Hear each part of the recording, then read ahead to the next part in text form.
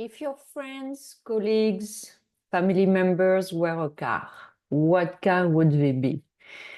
Thank you for being here today. My name is Peggy van der Plage. So this edition is a fun, light-hearted edition. So for me, friendship has been front and center for the last few years, and I noticed the same trend with many people. I'm not sure if it's because of a pandemic or if it's, getting older or simply the sign of times, but it feels like many of us are reassessing our relationships in one way or another. And I really like this analogy of circles, this idea that, you have people in your first cycle, they're the ones you allow closest to you. And then obviously the second circle sits more at arm's length and so on. So some people belong in ring number 4, and some people should not even be in your circles at all.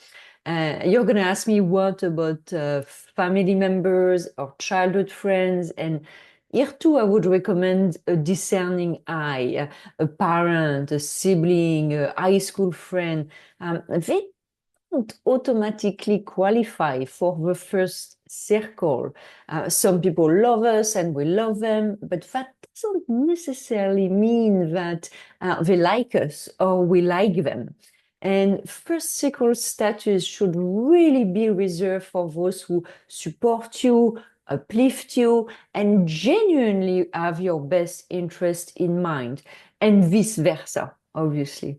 And after a recent party, I found myself drawing a parallel between a friend who actually had moved from first circle to third circle over the past 12 months. And I was making the parallel between that friend and a certain type of car. And that analogy felt so accurate to me that I started looking at people, including myself, through that lens of what car would people be? And maybe you can also spot your own model at the same time. So the first car I have, which was actually that friend I was referring to, is the Antique Italian Convertible. And that car is fun when it works. Picture taking a 30-year plus old Alfa Romeo convertible for a drive through the countryside on a gorgeous summer day. The wind in your hair, the thrill of driving a manual with minimum safety features, it's a dream. The problem is that this happens only once or twice a year if you're lucky. The rest of the time, it's drama, drama, drama. Engine failure, impossible to find replacement parts, massive gas consumption, maximum pollution, and possibly a DUI. So the real question here, making the parallel, is, are those few blissful hours worth the investment of time, money, mental bandwidth, and sheer annoyance? So we all have an antique alpha around us, that person who is incredibly fun to be around and guarantees a good time, but comes with a lot of drama. Endless cancellations, delays, complications, lies, whatever, and drama, basically. So how do I deal with the alpha in my life? Very light touch. I don't really engage or make plans. I would say circle free or beyond. If things align easily, great. Usually that means they're lonely or they need something. Sometimes it's both. Otherwise, ciao bambino. So the second type of car is the Volvo. The Volvo, the total opposite of the antique Alfa. The Volvo is reliable, secure, a good capital allocation, and yes, a bit boring. It is a solid car that deserves to be kept for many years, even if you occasionally crave change, excitement, or something a little bit more daring. The Volvo friend, colleague, or family member is the same. They're there for parties, birthdays, celebration, all the major life milestones, they are rock solid with a high level of integrity and reliability. There are these people you can count on, even if you feel a mix of gratitude and mild frustration that they are not more fun. They are definitely first circle material if you can connect at some point with them emotionally and build intimacy, which, let's be honest, can take some years. And the main challenge with Volvos is that they often don't understand that you might sometimes have complexity in your life. Or maybe simply you want to have a drink and have a bit of a party, you know. Their world is very regimented, very rational, and slight deviations do not really compute. So how do I deal with my Volvos? I totally acknowledge their immense value. I make an effort to build emotional connection, and I try to meet them around activities that introduce a little bit of fun. So the third type of car, the Mini Countryman. So this model is fun and reliable.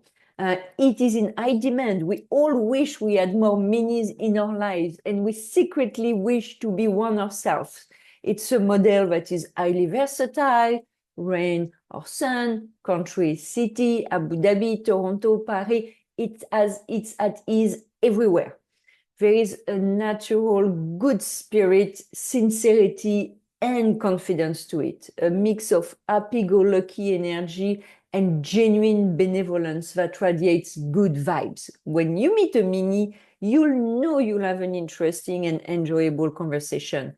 And bonus points, they're actually reliable. They're going to be there. They look the part, not too much, not too little. They know how to behave in any situation, and they are sincerely happy when something great happens to you. So obviously they have full lives and they are in high demand. So you don't see them constantly, but it's always a pleasure when you do. So how do I deal with my Minis? Well, first, I resist the urge to lock them in my garage for my own exclusive benefits. And I let the world enjoy them too. So it's definitely first circle material if I can occasionally trap them in my nets. So the next car is the Range Rover or the G-Wagon. So the Range Rover or his pricier sibling, the G-Wagon, is all about making a statement. Look at me. I'm big. I can go places you can't, like running over unsuspecting pedestrian who dared cross at a green light. And don't you dare slow me down by half a second with your rolling garbage can. I am important and I have important Range Rover things to do. So whether it is real or performative, entitlement is front and center. So is the power play. So who are the Range Rovers and G-Wagons in our lives? Well, you know, that's the friends who need to make an entrance everywhere. The one who looks over your shoulder during dinner to see if someone more interesting has arrived.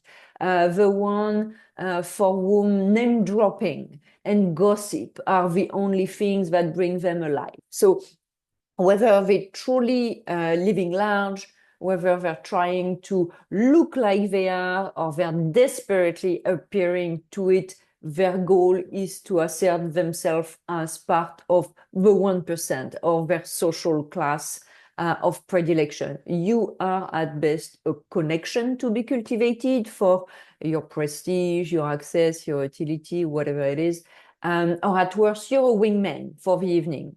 So the favorite side that they look at you, this Range Rover, is their reflection in your eyes. So what do I do with the Range Rovers? Seventh circle of hell. Don't need that around me. So the next car is the Cadillac Escalade. So the Cadillac Escalade is big, imposing, and unapologetically dominant. It takes a space, physically and psychologically. Built like a common vehicle, it feels less like transportation and more like a mobile operation center.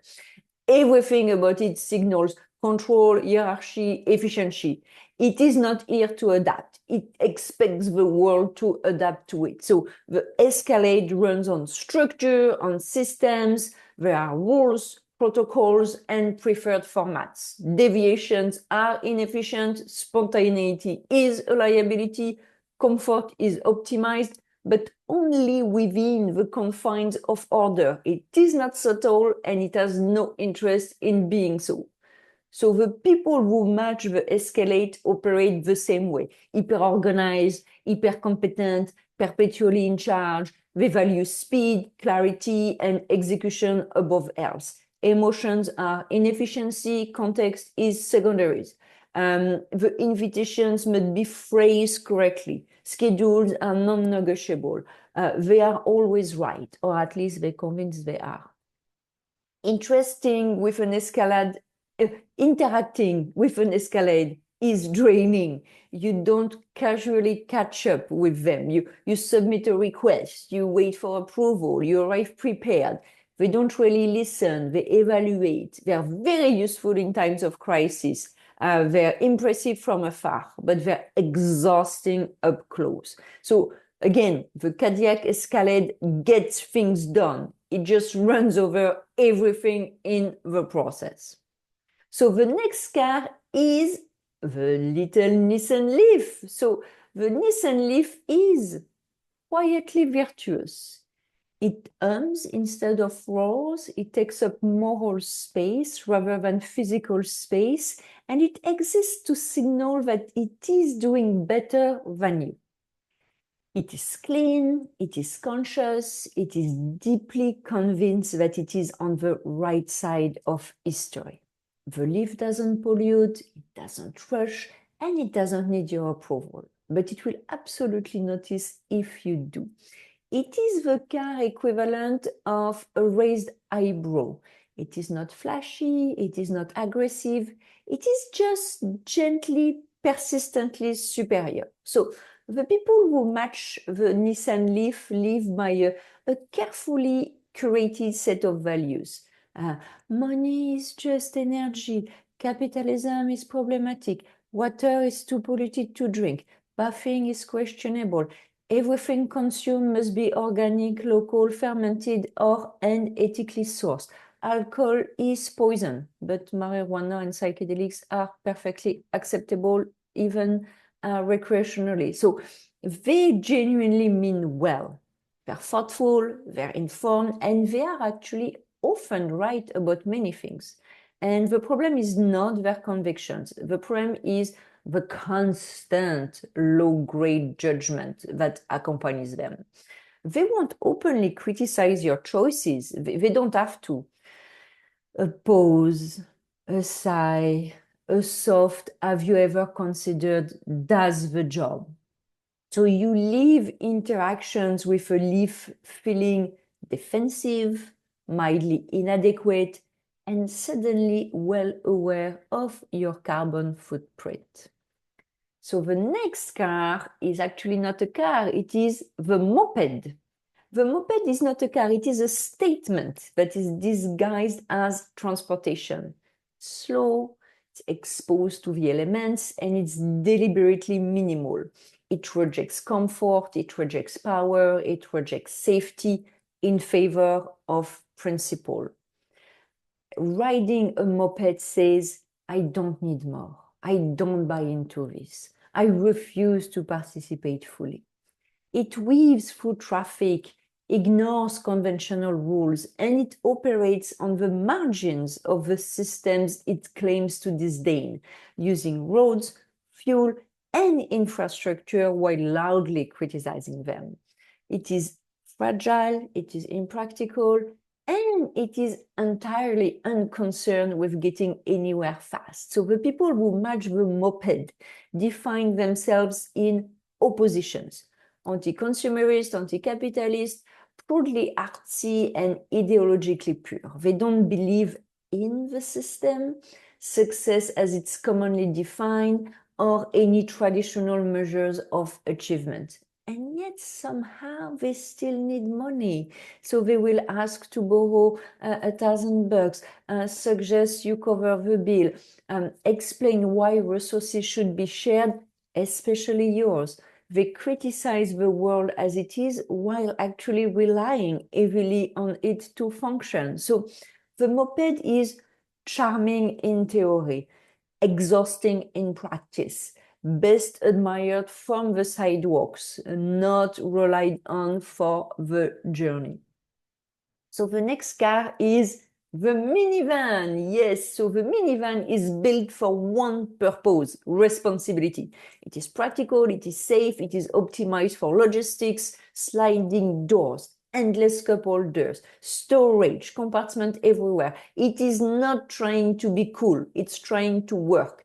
It exists to carry children, gear, schedules, and the invisible weight of obligation. No one buys a minivan by accident. It is a declaration, function over form, others before self. Once behind the wheel, individuality takes a backseat, literally. The minivan is not about the driver anymore. It's about who and what is being transported. The people who match the minivan have fully merged with their role as parents. Family comes first, always. They are responsible, dependable, and constantly managing logistics. Conversations are dominated by practices, tournaments, drop-off, pick-up, meal plans, sleep schedules. Their calendar look like a military operation. So they have not disappeared. They've just been repurposed. The person you once knew is still there, somewhere between car seats and snack bags, but access to them is limited and carefully rationed. They are loving, they are committed, they are doing something important, but for now, they are not really a human anymore. They're a parent. Next car is la Ferrari. A Ferrari is quality, luxury, and elegance wrapped in something undeniably flashy, or should I say sexy. It's sculpted, deliberate, and it is engineered for performance at a level most people will never experience. Every detail signals excellence, access, and a life that is lived at high speed. It turns head effortlessly, not because it demands attention, because it commands it. So a Ferrari is not practical. It's not meant to be practical. It exists for pleasure, for precision, for sensation. You don't see one every day, and when you do, it feels like an event. Loud or silent, bold or restrained, it always announces that it operates in a different category. So people who match the Ferrari live similarly. So their lives are polished, elevated, full of extraordinary experiences. They have access to places, people, opportunities, and it feels almost cinematic. And they're not showing off. That is simply their normal life. They move through the world with ease and confidence. They're accustomed to a level of quality others only brush against occasionally. You don't see them often. They're busy, they're in motion, they're rarely parked for long. But when you do spend time together, it's memorable. You laugh more, you stay out louder, you leave slightly dazed, impressed, inspired, and quietly also questioning your own choices. So a Ferrari doesn't become your daily driver. It becomes the ride you never forget. Ferraris are not first circle because they're unreliable. They're first circle adjacent because access is limited. So the next car is the Toyota Corolla. So the Toyota Corolla is the definition of average. An average car, usually in an average color, silver, beige, maybe light gray, nothing wrong with it. Nothing remarkable either. It starts every morning, it rarely breaks down, and it asks for very little in return. It will run for years, for decades, without complaints or drama. No one dreams of a Corolla. No one turns around to look at one. but no one worries about it either. It does exactly what it's supposed to do day after day without surprise. So the people who match this car are the ones who stayed exactly where they were. The childhood friend, the sibling, the parent who chose stability early and never really questioned it again. Same routines, same opinions, same stories told in the same way at the same gatherings. Time passes, they remain unchanged. And there is comfort in this predictability. You always know what you will get. They are steady, available, familiar. Being with them feels like stepping into a well-worn habit, safe but never transformative. They won't challenge you, they won't disrupt you, they won't leave either. So the Toyota is not a failure, it's simply content with not becoming anything else. So next is the beat-up Honda Civic. So at some point, that car looked perfectly fine. Not flashy, not remarkable, but solid, dependable. The kind of car that got you from A to B without drama. Then life happened. A fender bender that never got fixed, two different paint colors from a replacement door scavenged at a junkyard, a cracked headlight held together with tape. The engine still runs somehow, but every noise feels like a warning. The beat-up Honda Civic has become shorthand for being done on your luck. Not broken enough to stop entirely, but worn enough that you can see the accumulation of missed maintenance, bad timing, deferred decisions. You don't laugh at it. You feel a pang of recognition and quiet sadness. So the people who match this car are similar. At one point, they had momentum. They were doing okay. Maybe they did well at some point. Then a missed exit, a bad break, a series of small choices, simply exhaustion set in, repairs were postponed, help wasn't asked for or was not available, and slowly the damage became visible. They often live in the past tense. They talk about what used to be or what almost happened. There is no malice here, just stagnation and a quiet sense of being left behind while the traffic keeps moving. You want to help, you may even try, but you can't rebuild the engine for them and you can't force them back into the highway. So they don't belong in the scrapyard, but they can't be your daily driver either. You slow down when you see them, but then reluctantly you keep going. And the last car is the white van. So in movies and TV shows, the white van is never just a vehicle. It is slightly rusted, windowless, unmarked, and always parked somewhere it shouldn't be. It appears quietly, without warning, and instantly sets off every internal alarm. It's the car associated with kidnappings, trafficking, murders, and things that are better not fully named. No one ever gets into a white van and has their life improve. So the white van doesn't announce itself, it doesn't charm, it doesn't negotiate, it lurks. So the white van people in our lives, they're the same. They're manipulative, they're predatory, they're fundamentally unsafe. They test boundaries, they distort reality, they drain energy. They may represent themselves as misunderstood, helpful, or even victimized, but their presence leaves you uneasy, second-guessing yourself and feeling slowly diminished. There is no upside, no but they mean well, no redeeming arc. This is not a car you can take for a spin out of curiosity.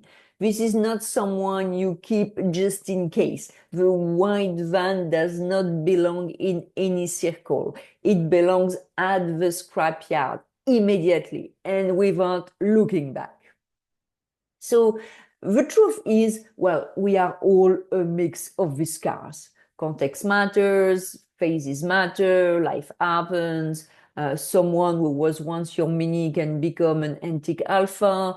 A Volvo might surprise you. Even a Corolla can suddenly upgrade or break down. So the real work isn't about labeling others, it's decided who gets which circle and being honest about what each relationship actually costs and give back. And if I look at myself, I think I'm personally a mix of a Volvo and hopefully of a Mini Cooper, reliable when it matters and fun when it counts, even if I know I can be a bit boring as well. And I'm always trying to stay out of the white van category. So thank you so much for listening. I hope you had fun, and I hope you're going to use your own category. That's going to probably help you see through people clearly. Thank you so much and have a wonderful day. Take care.